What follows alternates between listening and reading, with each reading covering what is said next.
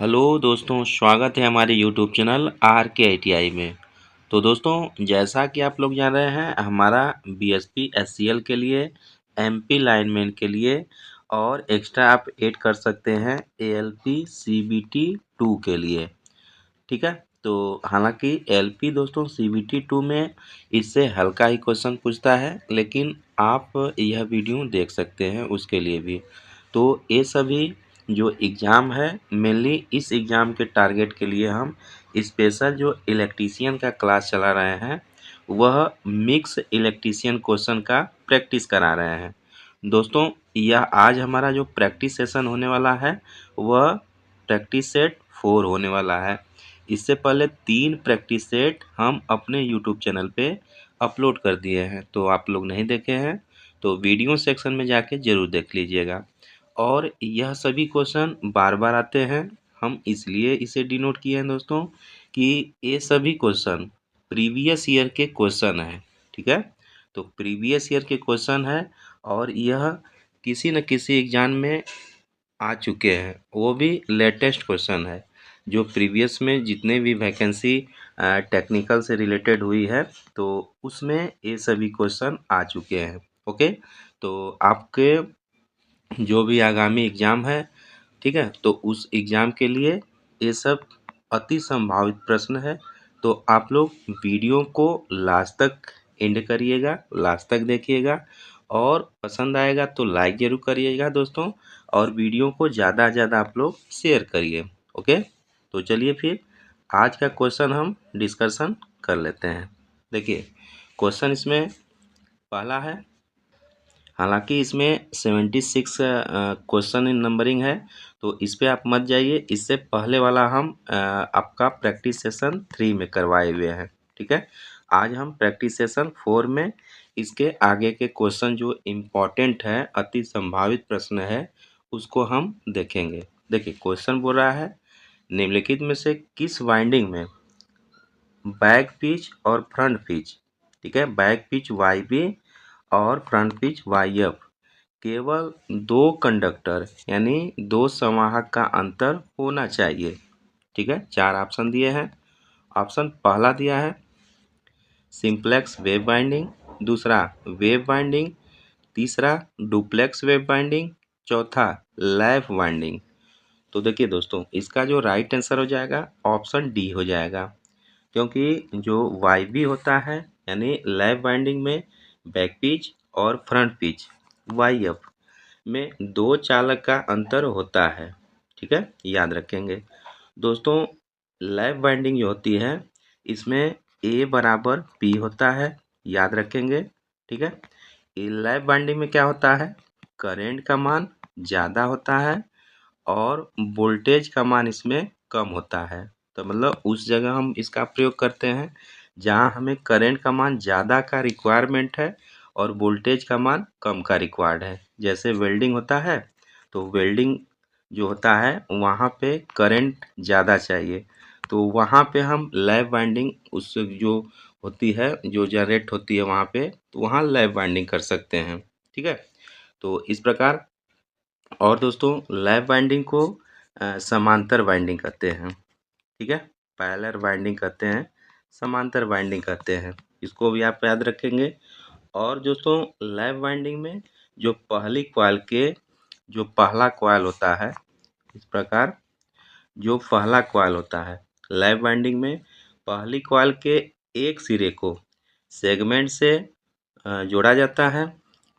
ये सेगमेंट से जोड़ देंगे, पहले सिरे को सेगमेंट से जोड़ देंगे तथा दूसरे सिरे को साथ में लगे दूसरे सेगमेंट से साथ जोड़ा जाता है, साथ में लगे दूसरे सेगमेंट के साथ जोड़ा जाता है। ठीक है। तो इस प्रकार यह बाइंडिंग चलती जाती है, इसीलिए इसको हम पैरेलल बाइंडिंग बोलते हैं, समांतर बाइंडिंग बोलते हैं। ठीक है। तो ये रहा आपका लैप बाइंडिंग से रिलेटेड कुछ इम्पॉर्टेंट पॉइंट, जिसे आप जानना आपको बहुत ज़रूरी है। ठीक है। अगर आप जानते हैं तो अच्छी बात है, नहीं जानते हैं तो नोट डाउन कर लीजिए, वी सीरियस हो जाइए। ठीक है। आप वीडियो बस देखकर स्किप इसे मत करिए या फिर देखकर मत चले जाइए। अगर आप देख रहे हैं वीडियो तो उससे सीरियस देखिए, ठीक है। जो पॉइंट आपको समझ में आ रहा है तो अच्छी बात है, जो पॉइंट आपको समझ में नहीं आ रहा है तो डेफिनेटली कहीं न कहीं आप उसे नोट डाउन कर लीजिए। ठीक है, तो इसका राइट आंसर ऑप्शन डी हो जाएगा, लैप वाइंडिंग। बढ़ते हैं अगले प्रश्न की ओर। क्वेश्चन है, किस प्रकार की वाइंडिंग में कुंडलियां एक दूसरे के साथ परस्पर छादित होती है? ठीक है, छादित मतलब ओवरलैप। ठीक है, छादित मतलब ओवरलैप, यानी in which type of winding the coil overlap each other, मतलब एक दूसरे को ओवरलैप होती है। तो वह कौन सी वाइंडिंग होती है? Basket winding, chain winding, diamond winding, विषम वाइंडिंग। ठीक है, तो दोस्तों ये जो आपका एक दूसरे में परस्पर छादित होती है, जो ओवरलैप होती है, तो उसे हम चेन वाइंडिंग कहते हैं। इसका राइट आंसर ऑप्शन बी सही हो जाएगा। देखिए, चेन वाइंडिंग का कुछ इस प्रकार होता है। ठीक है, इस टाइप चेन वाइंडिंग बनता है। ये आपका चेन वाइंडिंग, इस तरह चेन जो होता है ना, एक दूसरे में लड़ी जुड़ा रहता है, तो ऐसी वाइंडिंग चेन वाइंडिंग कहते हैं। इस प्रकार की जो वाइंडिंग होती है चेन वाइंडिंग कहते हैं। ठीक है, और यह वाइंडिंग क्या होती है? देखने में जंजीर, चेन का हिंदी होता है जंजीर, जंजीर की भांति दिखाई देती है। दोस्तों, इस वाइंडिंग का जो प्रयोग होता है, चेन वाइंडिंग का प्रयोग याद रखेंगे, सिंगल फेज एसी पंखे में प्रयोग किया जाता है। ठीक है, तो इसका राइट आंसर ऑप्शन बी सही हो जाएगा। अगला प्रश्न है, डैश सभी स्थानों में सभी दिशाओं में मोमबत्ती की सक्रियों का औसत मूल्य है। ठीक है, यानी सभी स्थानों में सभी दिशाओं में मोमबत्ती की शक्तियों का औसत मूल्य है। क्या है? पहला, all surface candle power of the औसत मूल्य, यानी mean all surface candle power. दूसरा, वर्टिकल कैंडल पावर का औसत मूल्य। तीसरा है सरफेस कैंडल पावर का औसत मूल्य। चौथा है गोलाकार कैंडल पावर का औसत मूल्य। तो देखिए, ये जो आपका ल्यूमेन है, जो प्रदीप्ति है, उस चैप्टर से यह क्वेश्चन है। पूछ रहा है सभी स्थानों में सभी दिशाओं में जो मोमबत्ती की शक्तियों का औसत होता है वह क्या होता है? तो देखिए दोस्तों, इसका जो राइट आंसर हो जाएगा ऑप्शन डी सही हो जाएगा, यानी गोलाकार कैंडल पावर का औसत मूल्य, यानी मीन स्फेरिकल कैंडल पावर। तो इस प्रश्न का जो राइट आंसर हो जाएगा ऑप्शन डी सही हो जाएगा। जो दोस्तों एमएस सीपी होता है, यानी मीन स्फेरिकल कैंडल पावर होता है, बराबर क्या होता है? गोले में उत्पन्न कुल ज्योति फ्लक्स, गोले में उत्पन्न कुल ज्योति फ्लक्स, गोले में उत्पन्न कुल ज्योति फ्लक्स बटा के गोले के केंद्र पर संपूर्ण घन कोण, यानी गोले के केंद्र पर संपूर्ण घन कोण। ठीक है, या कहा जाए तो एम एस सी पी बराबर 5/4 पाई। ठीक है, ल्यूमेन पर स्टेरेडियन। ठीक है, ल्यूमेन पर स्टेरेडियन। तो इसका जो राइट आंसर हो जाएगा ऑप्शन डी सही हो जाएगा। बढ़ते हैं अगले प्रश्न की ओर। अगला क्वेश्चन है, एक दहनशील दीवार में एक आउटलेट बॉक्स होना चाहिए, यानी दोस्तों एक दहनशील दीवार है, उसमें आउटलेट बॉक्स होता है, आउटलेट बॉक्स होना चाहिए। कैसा होना चाहिए? वह तैयार दीवार की सतह से आधा इंच हटाकर सेट करें। दूसरा, वह तैयार दीवार की सतह से 1/4 यानी 1/4 इंच पीछे हटाएं। तीसरा है, वह तैयार दीवार की सतह के साथ फ्लश्ड हो। चौथा, वह धातु बॉक्स को 1/4 इंच में स्क्रू से जोड़े। तो देखिए, इसका राइट आंसर ऑप्शन सी हो जाएगा, एक दहनशील दीवार में एक आउटलेट बॉक्स जो होता है वह वह तैयार दीवार की सतह के साथ फ्लश्ड हो, यानी be flushed with the finished wall surface. ठीक है। जो दोस्तों इंडस्ट्रियल परिवेश होता है उसमें जो मानक होता है IEC, ठीक है, इंडियन इलेक्ट्रिसिटी जो रोल होता है उसके तहत इसको परिभाषित किया जाता है। ठीक है, याद रखेंगे। और दोस्तों जो आउटलेट बॉक्स होता है सभी विद्युत तारों की फिटिंग और उपकरण को कनेक्ट करने में किया जाता है। इसको भी आप याद रखेंगे। तो इस प्रश्न का राइट आंसर ऑप्शन सी सही हो जाएगा, याद रखेंगे। अगला प्रश्न है, समांतर बस बार को डैश से अधिक ऊंचाई पर स्थापित नहीं करना चाहिए। दोस्तों जो बस बार होता है, बस बार बेसिकली कहाँ पर प्रयोग होता है, तो सब स्टेशन जो होता है वहीं पे बस बार प्रयोग होता है। बस बार एल्युमिनियम का बनाया जाता है, ठीक है, क्योंकि लाइट वेट उसका हो। तो बस बार में बहुत सारे मतलब पैरेलल में कनेक्ट होते हैं, अलग अलग डायरेक्शन के लिए जो फीडर होते हैं वह कनेक्ट होते हैं बस बार पर। तो क्वेश्चन बोल रहा है कि समांतर बस बार को डैश से अधिक ऊंचाई पर स्थापित नहीं करना चाहिए। तो याद रखेंगे जो दोस्तों बस बार होता है उसको 2.75 मीटर से ऊपर ऊंचाई पर नहीं स्थापित करना चाहिए।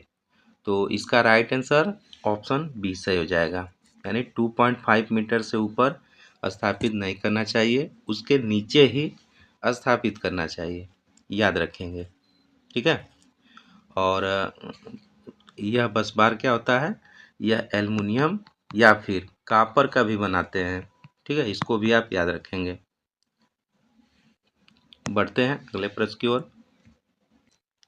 क्वेश्चन अगला बोल रहा है दोस्तों, जहां यांत्रिक और अग्नि सुरक्षा की आवश्यकता है वहाँ किस प्रकार की वायरिंग की जाएगी, यानी विच type of wiring shall be done by mechanical and fire safety is required.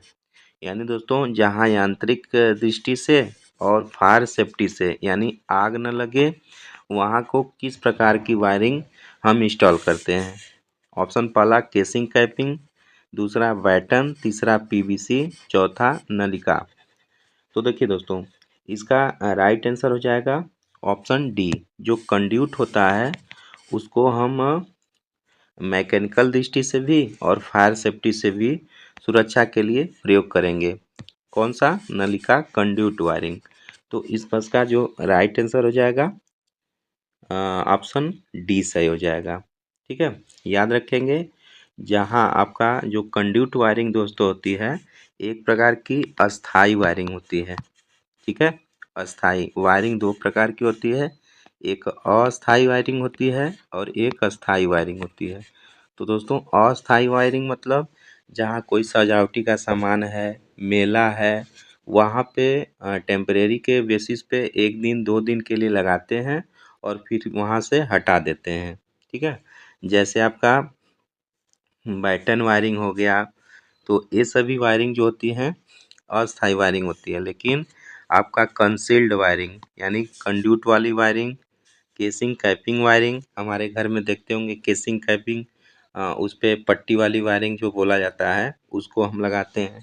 तो वो सभी अस्थाई वायरिंग होती है, एक बार फिट हो जाने के बाद 10 साल 20 साल 30 साल तक वह चलती रहती है। तो उस प्रकार की वायरिंग को हम अस्थाई मतलब अस्थाई वायरिंग कहते हैं। तो यह आपका नलिका कंड्यूट वायरिंग अस्थाई वायरिंग होती है।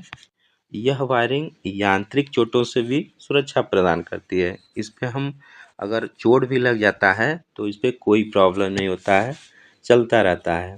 और दोस्तों जो कंड्यूट वायरिंग होती है यह वायरिंग नमी, वर्षा ये सब से भी सुरक्षा प्रदान करती है। ठीक है, अब बात करें जब इतना अच्छा है तो इसका जो कास्ट होता है वह कुछ ज़्यादा होता है। ठीक है, एक बार कास्ट ज़्यादा लगेगा लेकिन सालों साल तक यह चलता रहता है। और इसका जो इंस्टॉल्ड होता है वह स्किल पर्सन के द्वारा भी किया जाता है। कोई भी नहीं कर सकता है। जो स्किल्ड पर्सन है, सीखा हुआ है काम इसका वायरिंग करना, वही इसको कर सकता है। ठीक है, तो ये पॉइंट सब याद रखेंगे। इसका राइट आंसर ऑप्शन डी सही हो जाएगा। बढ़ते हैं अगले प्रश्न की ओर। एक इंडक्शन मोटर ड्राइव के लिए परिवर्ती वोल्टेज परिवर्तित आवृत्ति यानी वेरिएबल वोल्टेज वेरिएबल फ्रीक्वेंसी की आपूर्ति के लिए यदि रेक्टिफायर अनियंत्रित है तो वोल्टेज और फ्रीक्वेंसी निम्न में से किस से नियंत्रित की जा सकती है। ठीक है, ऑप्शन पहला है 3 फेज ब्रिज कन्वर्टर, दूसरा पल्स विथ मॉड्यूलेटर इन्वर्टर, तीसरा है 2 फेज ब्रिज इन्वर्टर, चौथा ऑप्शन है सिंगल फेज ब्रिज इन्वर्टर। तो दोस्तों इसका जो राइट आंसर हो जाएगा ऑप्शन बी सही हो जाएगा। यानी जो आपका वेरिएबल वोल्टेज वेरिएबल फ्रीक्वेंसी आपूर्ति के लिए रेक्टिफायर अनियंत्रित है तो उसके लिए वोल्टेज और फ्रीक्वेंसी को हम पल्स विथ मॉड्यूलेटर इन्वर्टर यानी पल्स विथ मॉड्यूलेटर इन्वर्टर से कंट्रोल करेंगे। तो इसका राइट आंसर ऑप्शन बी सही हो जाएगा, याद रखेंगे। अगला प्रश्न है, जब एक एसी वीवीएफ ड्राइव को एसी वीवीएफ ड्राइव में बदल दी जाती है तो बिजली खपत की न्यूनतम प्रतिशत बचत में लगभग कितने की अपेक्षा की जाएगी। तो देखिए एसी वीवीएफ को जब एसी वीवीएफ में जब चेंज करेंगे दोस्तों तो लगभग कितना परसेंट का इजाफा हो जाएगा। तो याद रखेंगे लगभग 30% का जो है अपेक्षा मतलब की जा सकती है। तो इस प्रश्न का जो राइट आंसर हो जाएगा ऑप्शन बी सही हो जाएगा, यानी 30% बढ़ जा सकता है। ठीक है, बचत हो सकती है बिजली की। तो इसका राइट आंसर ऑप्शन बी सही हो जाएगा। अगला प्रश्न है, एमजी सेट के नियंत्रण पट में स्वचालित स्टार डेल्टा स्टार्टर प्रयोग किया गया है। इसमें कॉन्टैक्टर के अतिरिक्त कौन सी अन्य युक्ति अति आवश्यक होती है। कोई दोस्तों एमजी सेट लगाया गया है मतलब लगाया गया है और स्वचालित स्टार डेल्टा स्टार्टर प्रयोग किया गया है। तो इसमें कॉन्टैक्टर के अतिरिक्त कौन सी अन्य युक्ति अति आवश्यक होगी। टाइमर होगी, ट्रिपिंग रिले होगी, पुश बटन होगी या सूचक लैंप होगी। तो याद रखेंगे दोस्तों टाइमर भी बहुत ज़रूरी होता है। जो एमजी सेट को नियंत्रित स्वचालित होता है, स्टार डेल्टा स्टार्टर लगा है तो उसके लिए क्या होता है, टाइमर अति आवश्यक है। ठीक है, ऑटोमेटिक जो स्टार डेल्टा स्टार्टर होता है तो उसमें टाइमर ज़रूरी होता है। इसका राइट आंसर ऑप्शन ए सही हो जाएगा। अगला प्रश्न है, यदि कोई मेज पंखा गति नियंत्रक नाप से अप्रभावित रहता है तो उसका संधारित्र जल गया है, रेगुलेटर ओपन सर्किट हो गया है, रेगुलेटर शॉर्ट सर्किट हो गया है, ऑसिलेटिंग प्रणाली दोषयुक्त है। ठीक है, तो देखिए दोस्तों अगर कोई मेज का पंखा है और उसका जो नॉब होता है वह कंट्रोल ही नहीं हो रहा है। ठीक है, तो इसका कारण क्या होता है। तो देखिए उसका कारण हो सकता है जो रेगुलेटर होता है जो कम बेसी करने वाला होता है वहीं शॉर्ट सर्किट हो जाएगा। तो इस प्रश्न का राइट आंसर ऑप्शन सी हो जाएगा। ठीक है, the regulator is short circuited, regulator short circuit हो जाएगा। अगला प्रश्न है, जहां उपभोक्ता को विद्युत ऊर्जा पर शुल्क उसकी अधिकतम मांग और ऊर्जा की खपत के अनुसार प्रसारित किया जाता है तथा जिसे Z बराबर A प्लस बी वाई के रूप में व्यक्त किया जाता है उसे डैश के रूप में जाना जाता है। ठीक है, ऑप्शन है पहला डोहरी मतलब डोहट्टी रेट, दूसरा सपाट मांग दर यानी फ्लैट डिमांड रेट, तीसरा स्टेट मीटर रेट, चौथा हाफ किंगसन डिमांड रेट। तो देखिए दोस्तों इसका जो राइट आंसर हो जाएगा ऑप्शन डी हो जाएगा। जहां उपभोक्ता को विद्युत ऊर्जा पर शुल्क उसकी अधिकतम यानी मैक्सिमम डिमांड और ऊर्जा की खपत के अनुसार प्रभावित किया जाता है तो क्या होता है जेड बराबर ए प्लस बी वाई। इसको हम डोहर्टी रेट को मतलब हामकिंसन मांग दर यानी हामकिंसन डिमांड रेट को जो जेड बराबर होता है ए प्लस बी वाई से डिनोट करते हैं। ठीक है, याद रखेंगे।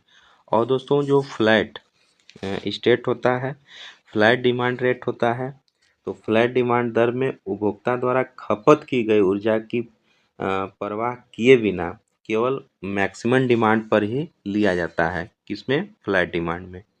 ठीक है, याद रखेंगे। तो इस बस का जो राइट आंसर हो जाएगा ऑप्शन डी हो जाएगा। और दोस्तों जो डोहर्टी रेट होता है, डोहर्टी रेट का फार्मूला याद रखेंगे, जेड बराबर ए प्लस बी वाई प्लस सी एक्स होता है। ठीक है, और स्टेट स्टेट वाला जो होता है जेड बराबर बी वाई होता है। तो कभी कभी ये सबसे आपको फार्मूला भी पूछ देता है कि मतलब डोहर्टी रेट का क्या होता है और आपका स्टेट मीटर रेट का क्या होता है। ठीक है, याद रखेंगे। इसका राइट आंसर ऑप्शन डी सही हो जाएगा। अगला प्रश्न है, जब नियंत्रण रॉड को रिएक्टर में प्रवेश करवाया जाता है तो के का मान होता है। जब दोस्तों कंट्रोल रॉड को रिएक्टर में प्रवेश करवाया जाता है तो याद रखेंगे जो के का मान होता है क्या होता है, लेस देन 1 होता है। ठीक है, जो के का मान होता है जब नियंत्रक रॉड को रिएक्टर में प्रवेश करवाया जाता है तो के का मान 1 से कम होता है। ठीक है, तो इसका जो राइट आंसर हो जाएगा क्या हो जाएगा, ऑप्शन डी हो जाएगा। ठीक है, के का मान 1 से कम होता है, याद रखेंगे। अगला प्रश्न है, गैस टरबाइन पावर प्लांट आमतौर पर किसकी आपूर्ति के लिए प्रयोग किए जाते हैं।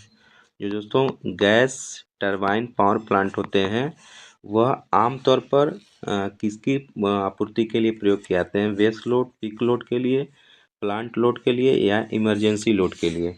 तो देखिए जो गैस टरबाइन पावर प्लांट होता है वह आमतौर पर पीक लोड पावर फैक्टर के लिए प्रयोग किए जाते हैं, सॉरी पीक लोड के लिए प्रयोग किए जाते हैं, पीक लोड आपूर्ति के लिए प्रयोग किए जाते हैं। तो इसका राइट आंसर ऑप्शन बी हो जाएगा।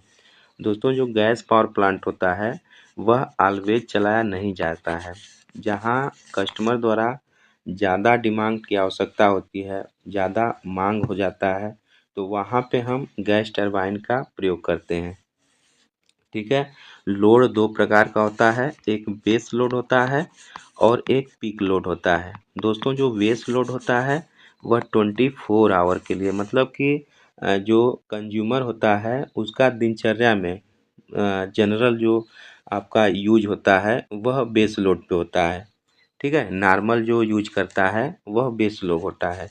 लेकिन पीक लोड जो होता है जैसे गर्मियों के दिनों में ज़्यादा बिजली की आवश्यकता होती है तो वहाँ पे पीक लोड उसको बोला जाता है, लोड ज़्यादा से ज़्यादा बढ़ जाता है तो उस कंडीशन में गैस टरबाइन पावर प्लांट का प्रयोग किया जाएगा। ठीक है, तो इसका राइट आंसर ऑप्शन बी सही हो जाएगा। अगला प्रश्न है, एक किलोवाट 230 वोल्ट केतली को 15 एम्पीयर ले जाने वाले पावर कॉर्ड का उपयोग करके 15 एम्पीयर प्लग सॉकेट से जोड़ा जाता है। इस उपकरण परिपथ की फ्यूजिंग रेटिंग क्या होनी चाहिए। ठीक है, तो फ्यूजिंग रेटिंग पूछा है दोस्तों। तो देखिए यहाँ पे क्या क्या दिया है, देखिए यहाँ 1 किलोवाट दिया है तो 1 किलोवाट इसको हम 1000 वाट भी लिख सकते हैं।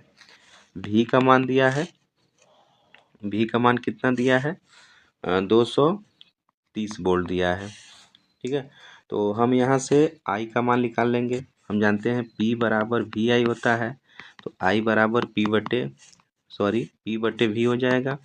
तो पी का मान कितना है 1000 है और वी का मान कितना है 230 है। जब कटेगा तो आएगा आपका 4.34 आ जाएगा, यानी आई का मान आ गया 4.34 अब देखिए जो सेफ्टी फैक्टर होता है उसके अनुसार जो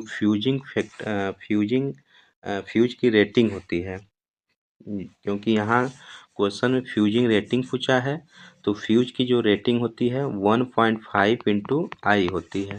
ठीक है, तो गुणा कर देंगे 1.5 इंटू आई। आई का मान 4.34 आया हुआ है।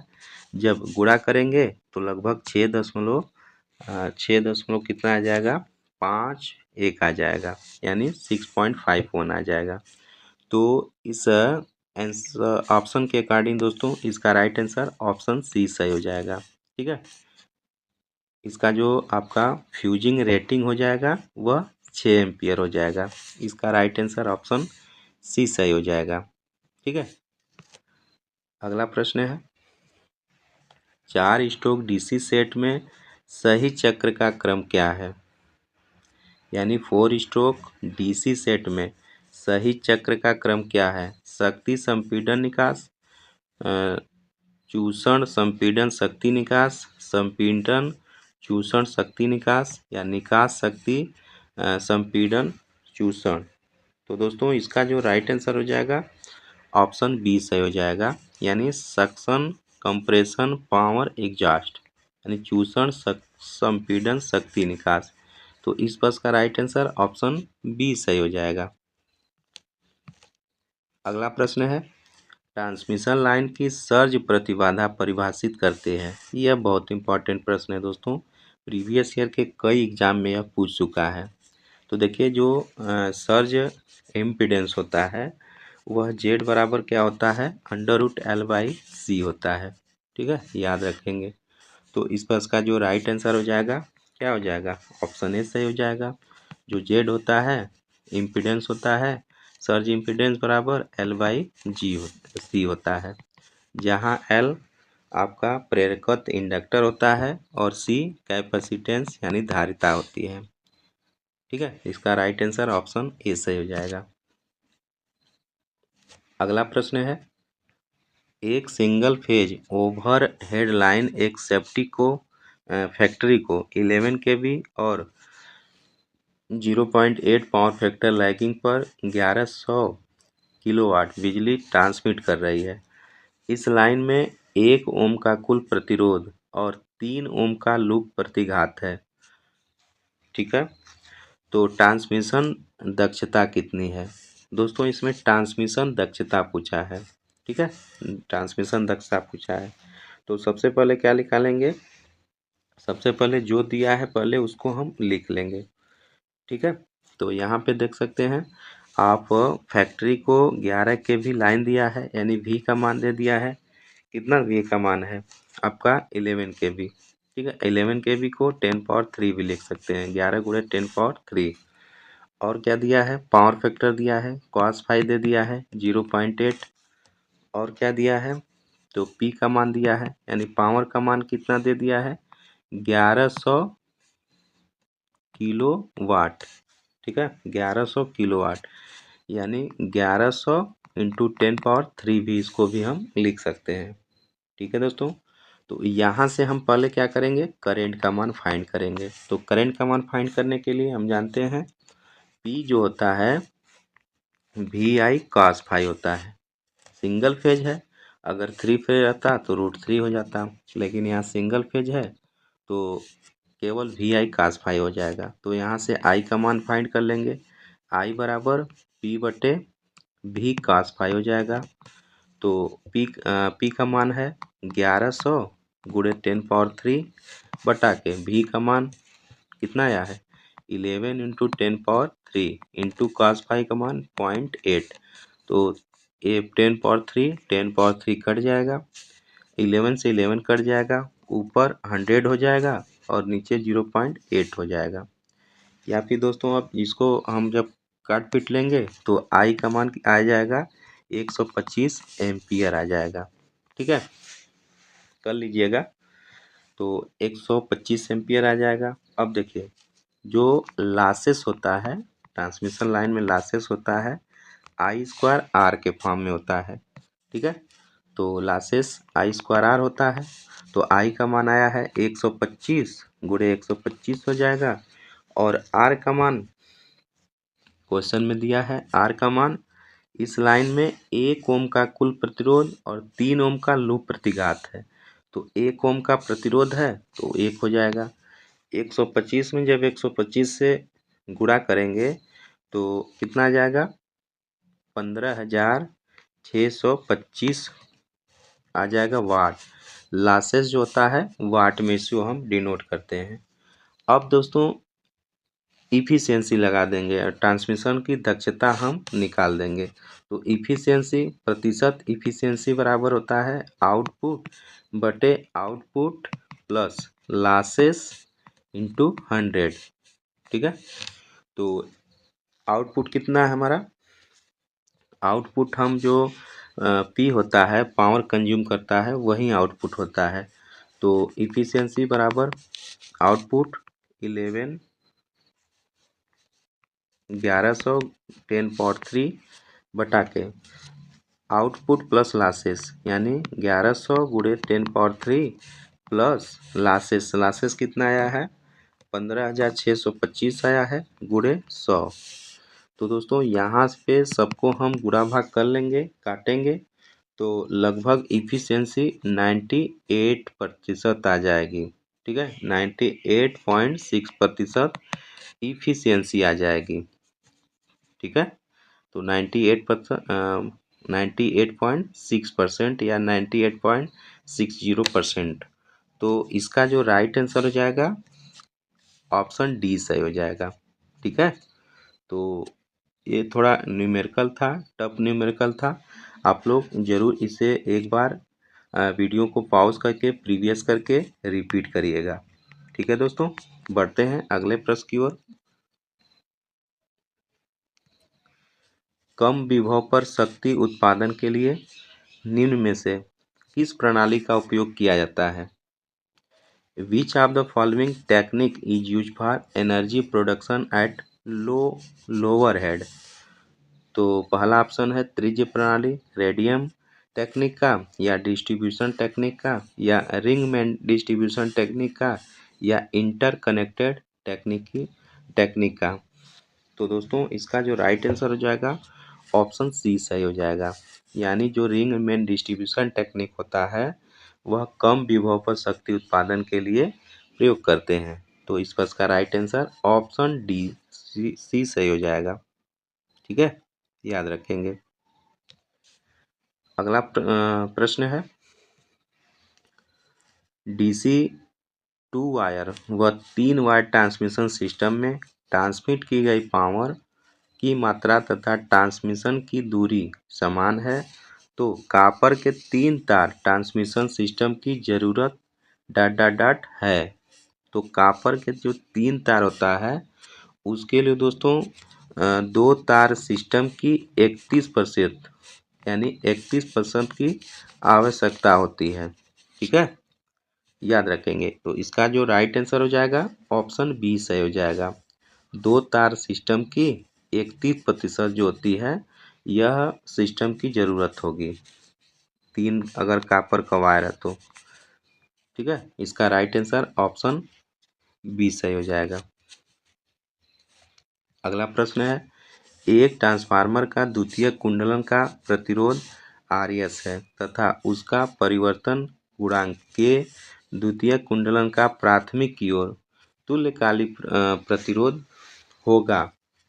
तो जब रिफर करते हैं कहाँ से कहाँ के द्वितीय कुंडली का प्राथमिक की ओर यानी सेकेंडरी से जब प्राथमिक की ओर हम रिफर करते हैं तो तुल्यकालिक प्रतिरोध कितना होगा। ठीक है, तो दोस्तों जब द्वितीयक से प्राथमिक की ओर करते हैं तो जो हो जाएगा आपका रिफर प्रतिरोध K² RS हो जाएगा। ठीक है, K² RS हो जाएगा। ठीक है, जब रिफर करते हैं तो कितना हो जाएगा? सॉरी दोस्तों, ये आपका K² RS नहीं होगा। जब हम सेकेंडरी से प्राइमरी में करते हैं ना, जब सेकेंडरी से जब प्राइमरी करते हैं तो RS बराबर RS बटा K² हो जाएगा। ठीक है ना, और जब प्राइमरी से सेकेंडरी में करते हैं तो उस कंडीशन में क्या होता है? उस कंडीशन में दोस्तों RP बराबर RP डैश बराबर RP के स्क्वायर होता है उस कंडीशन में। लेकिन जब सेकेंडरी प्राथमिक की ओर, जब सेकेंडरी से प्राथमिक की ओर करते हैं रिफर, तो आपका आर सेकेंडरी डैश बराबर आर सेकेंडरी बटे के स्क्वायर हो जाएगा। ठीक है, तो इसका जो राइट आंसर हो जाएगा ऑप्शन डी सही हो जाएगा। अगला प्रश्न है 11 kV ST high tension cable को भूमि में डैश गहराई पर स्थापित किया जाता है। दोस्तों जो 11 kV को क्या कहते हैं, बेल्टेड केबल बोलते हैं। ठीक है, belted cable 11 kV high tension cable को भूमिगत में कितना गहराई पर नीचे रखना चाहिए। ठीक है, तो दोस्तों जो गहराई नीचे अंदर है लगभग 0.9 मीटर तक गड्ढा खोदकर उसके नीचे यह केबल को रखना चाहिए। ठीक है, तो इसका राइट आंसर ऑप्शन बी सही हो जाएगा। अगला प्रश्न है दोस्तों, और आज का लास्ट प्रश्न है, अति भार अवस्था में यानी ओवरलोड अवस्था में किसी विद्युत वितरण केंद्र की अति भार रिले प्रचालित न होने का संभावित कारण क्या हो सकता है। पहला है रिले कुंडली खुलपत को हो गई है, दूसरा रिले की लीड जंग से जाम हो गई है, तीसरा रिले के एनसी संयोजन स्पार्किंग के कारण अस्थायी रूप से चिपक गए हों, चौथा है उपयुक्त में से कोई भी कारण नहीं है। ठीक है, तो दोस्तों अगर देखा जाए तो इस प्रश्न का जो राइट आंसर हो जाएगा ऑप्शन डी हो जाएगा, यानी उपयुक्त तीनों में से कोई भी कारण नहीं है। देखिए, जब रिले ओवरलोड अवस्था में किसी विद्युत उपकरण की जो ओवरलोड रिले प्रचालित न होगा तो उसका मतलब कारण क्या हो सकता है। तो पहला कारण रिले कुंडली खुला पथ हो सकता है, इसमें कहीं भी खुला पथ हो गई हो, relay coil has become open path, relay कुंडली खुला पथ हो गई हो, रिले के रीड जंग से जाम हो गई हो, रिले के संयोजन स्पार्किंग के कारण अस्थायी रूप से चिपक गए हों। ठीक है, यानी दोस्तों यह तीनों ऑप्शन सही बोल रहा है। ठीक है, तो आप कंफ्यूज मत होइएगा, यानी जब आपका ओवरलोड अवस्था में किसी विद्युत उपकरण केंद्र की जो ओवरलोड रिले प्रचालित न हो तो उस कंडीशन में क्या होगा, the relay coil has become open, यह भी हो सकता है। The lead of the relay is jumped due to rust, यह भी हो सकता है। और रिले एनसी संयोजन स्पार्किंग के कारण अस्थायी रूप से चिपक गए हो, यह भी हो सकता है। यानी उपर्युक्त में से कोई भी कारण हो सकता है। ठीक है, ध्यान देंगे, तो इस प्रश्न का राइट आंसर ऑप्शन डी सही हो जाएगा। ठीक है दोस्तों, तो ये रहा आज का प्रैक्टिस सेशन 4 का सभी क्वेश्चन। तो वीडियो आपको कैसा लगा कमेंट बॉक्स में हमें ज़रूर बताइएगा। और दोस्तों यह वीडियो ज़्यादा ज़्यादा टेक्निकल जितने भी ग्रुप आपके हैं उसमें आप शेयर ज़रूर करिए। ठीक है, ताकि सभी को लाभ मिल सके इस वीडियो का बनाने का मकसद केवल यही होता है कि आप लोग का ज़्यादा मिक्स क्वेश्चन का प्रैक्टिस हो सके। ठीक है, वैसे चैप्टर वाइज तो सभी लोग प्रैक्टिस करते हैं, लेकिन जब मिक्स क्वेश्चन प्रैक्टिस होता है तब आपका लेवल समझ में आता है कि हमारा लेवल कहाँ तक पहुँचा हुआ है। ठीक है, आई होप आप लोग को क्लियर हो गया होगा। तो चलिए फिर मिलते हैं अगले क्वेश्चन प्रैक्टिस के साथ। तब तक के लिए मस्त रहिए, पढ़ते रहिए।